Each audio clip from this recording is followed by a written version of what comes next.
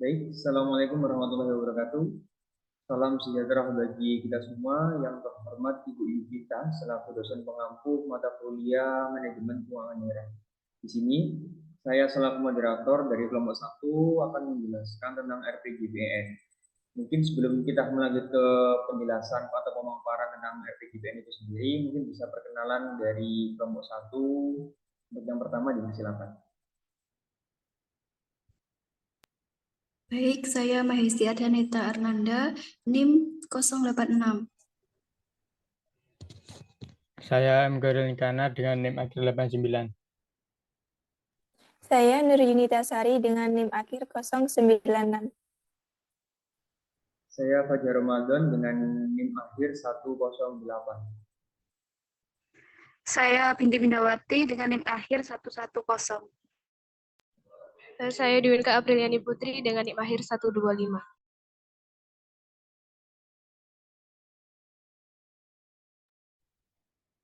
Baik, mungkin saya lanjutkan. Di sini dari kelompok 1 akan menjelaskan tentang RPJPN, yaitu Rencana Pembangunan Jangka Panjang Nasional.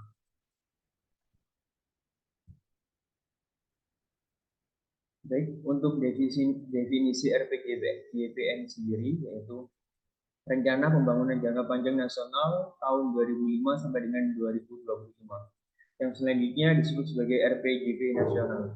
Adalah dokumen perencanaan pembangunan nasional untuk periode 20 tahun, terhitung sejak tahun 2005 sampai dengan tahun 2025.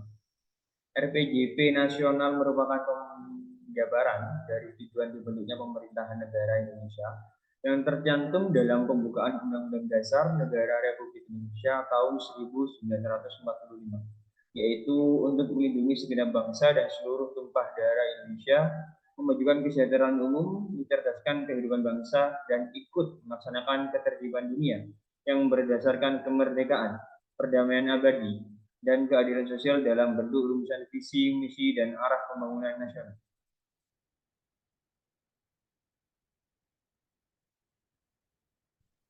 Baik, selanjutnya adalah mengenai program RPJPN.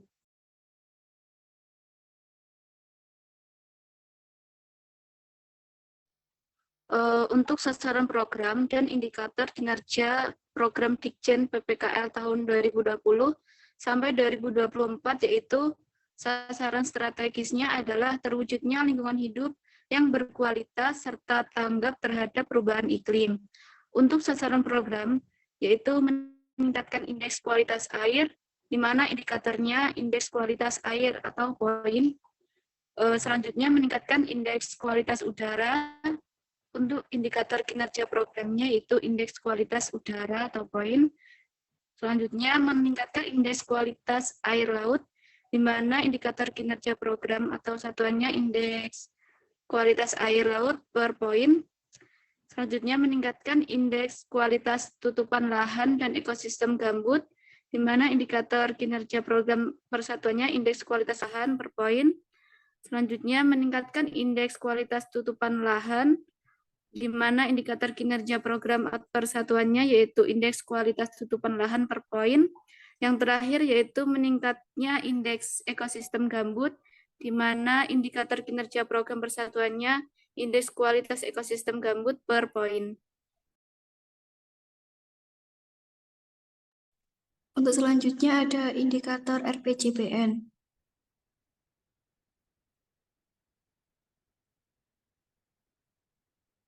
Untuk yang pertama, kegiatan yang dilakukan yaitu pengendalian pencemaran air, di mana sasaran yang pertama tersedianya data indeks kualitas air. Untuk indikator sendiri, jumlah lokasi pemantauan kualitas air sungai dan danau secara manual. Sasaran yang kedua, tersedianya stasiun pemantau kualitas air sungai yang beroperasi secara kontinu, di mana indikatornya jumlah lokasi stasiun pemantau kualitas air sungai yang beroperasi secara kontinu. Sasaran yang ketiga, terlaksananya pemantauan kinerja pengendalian pencemaran air terhadap usaha dan atau kegiatan, di mana indikator kinerja kegiatannya jumlah usaha dan atau kegiatan yang memenuhi baku mutu air limbah. Kemudian sasaran yang selanjutnya tersedianya fasilitas pengolahan air limbah di Sungai Citarum dengan indikator jumlah fasilitas pengolahan air limbah di Sungai Citarum. Selanjutnya terbangunnya fasilitas pengendalian pencemaran air. Terdapat beberapa indikator, diantaranya jumlah fasilitas pengolahan air limbah di DAS prioritas, presentase penurunan beban pencemaran yang dibuang ke badan air pada 15 DAS, prioritas dari baseline 4.546.946,30 kg BOD per hari. Untuk indikator yang terakhir, jumlah kabupaten atau kota yang dilakukan pengawasan terhadap effluent IPAL, IPLT, dan lens TPA.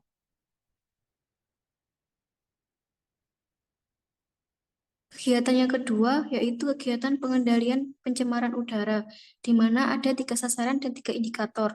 Untuk sasaran yang pertama, tersedianya sistem pemantauan kualitas udara ambien yang beroperasi secara kontinu, dengan indikator jumlah kota yang memiliki sistem pemantauan kualitas udara ambien dengan beroperasi kontinu.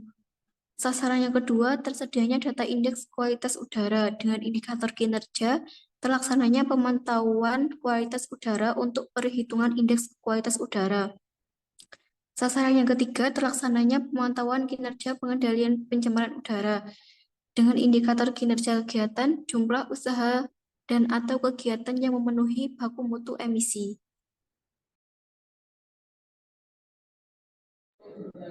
Untuk yang ketiga ada kegiatan pengendalian pencemaran dan kerusakan pesisir dan laut. Dengan sasaran kegiatan tersedianya data indeks kualitas udara dengan indikator jumlah lokasi yang terpantau kualitas air lautnya. Kedua, ada terlaksananya pemantauan sampah laut dan sumber pencemaran lainnya dalam rangka pengendalian pencemaran dan kerusakan pesisir laut. Dengan indikator kinerja kegiatannya, jumlah provinsi yang dilakukan pemantauan kualitas air laut dan sampah laut. Untuk yang ketiga, ada sasaran terlaksananya pemantauan kinerja pengendalian pencemaran lingkungan air terhadap usaha dan atau kegiatan pelabuhan. Dengan indikator kinerjanya jumlah pelabuhan yang memenuhi kriteria kinerja lingkungan.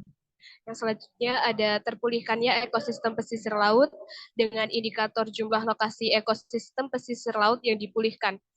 Dan selanjutnya terlaksananya penanggulangan pencemaran tumbuhan minyak dan kejadian pencemaran kerusakan pesisir dan laut dengan indikator kinerja jumlah lokasi yang dilakukan penanggulangan pencemaran tumpahan minyak dan kejadian pencemaran kerusakan pesisir dan laut. Untuk yang keempat, kegiatan pemulihan kerusakan lahan akses terbuka. Dengan sasaran kegiatan terlaksananya pemantauan kinerja pengendalian kerusakan lahan terhadap usaha dan atau kegiatan dengan indikator kinerja jumlah usaha dan atau kegiatan tambang yang meningkat kinerja pengelolaan lingkungannya. Selanjutnya ada sasaran terpulihkannya lahan terlantar bekas pertambangan rakyat dengan indikator kinerja luas lahan terlantar bekas pertambangan rakyat yang terpulihkan dan data indeks kualitas tutupan lahan.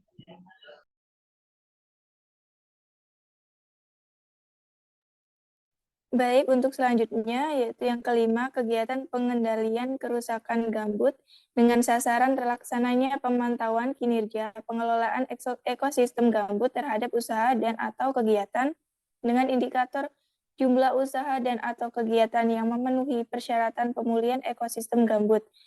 Selanjutnya, dengan sasaran tersedianya data indeks kualitas ekosistem gambut dengan indikator terlaksananya pemantauan data muka air tanah untuk pemantauan tingkat kebasahan gambut.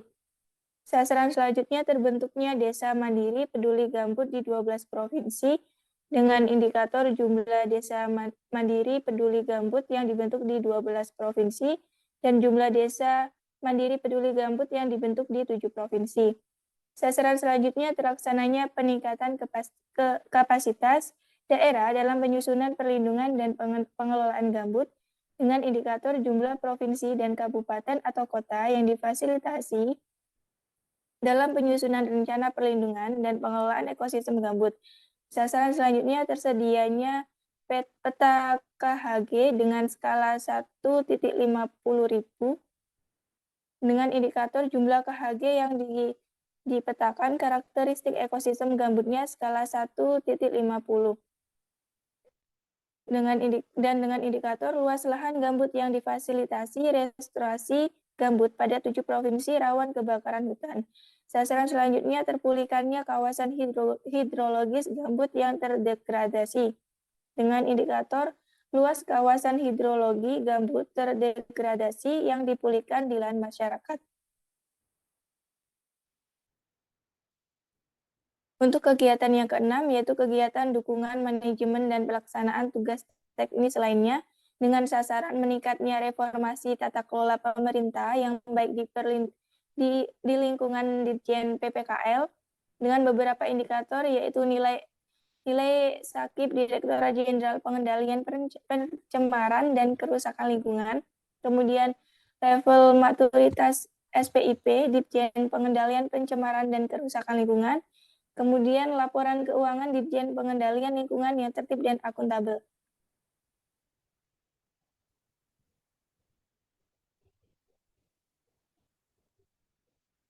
Berdasarkan indikator kinerja dari setiap kegiatan yang ada, disusun target kinerja per tahun untuk menunjukkan capaian dari kegiatan yang dilakukan.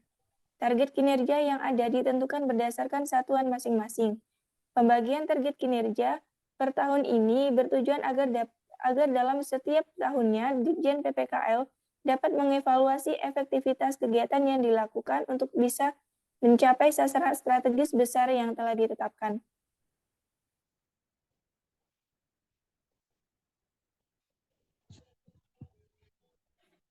Untuk selanjutnya, untuk sebelumnya mohon maaf izin untuk off cam karena jaringan yang kurang memadai. Baik, selanjutnya anggaran RPJPN.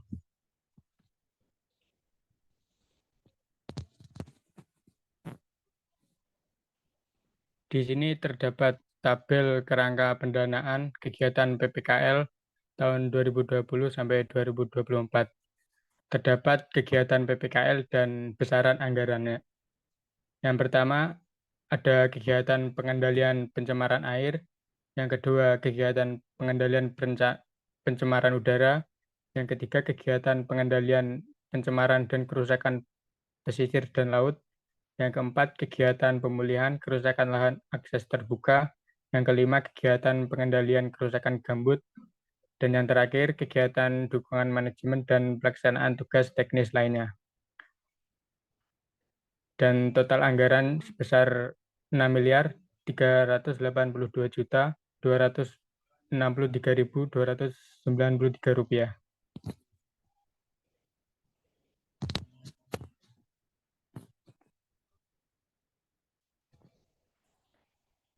Selanjutnya, untuk melaksanakan arah kebijakan, strategi, dan program pengendalian pencemaran dan kerusakan lingkungan, serta untuk mencapai target kinerja sesuai dengan indikator kinerja dari masing-masing sasaran strategis di Ditjen PPKL, dibutuhkan dukungan kerangka pendanaan yang memadai, baik yang bersumber dari APBN, DAK, dan hibah, atau dimungkinkan pula menggali sumber pendanaan lainnya, misalnya Corporate Social Responsibility atau CSR, atau bentuk kerjasama lainnya dengan pihak lain yang tidak merugikan pemerintah.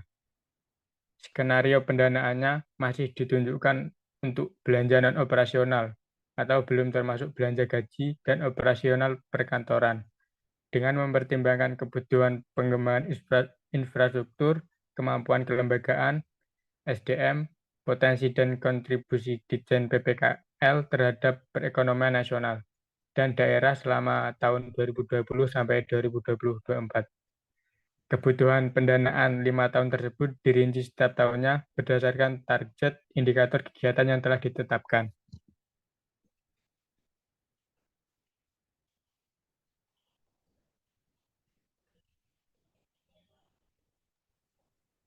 Baik, itu tadi merupakan pemaparan dari kelompok 1 mengenai RPJPN atau Rencana Pembangunan Jangka Panjang Nasional. Sekian pemaparan dari kelompok 1. Saya ucapkan terima kasih kepada teman-teman yang hari ini sudah hadir. Meski kita melalui buka video melalui online, tapi tidak mengurangi semangat kita untuk menjalankan tugas yang telah diberikan kepada kita. Sekian dari kelompok 1. Saya ucapkan terima kasih. Assalamualaikum warahmatullahi wabarakatuh.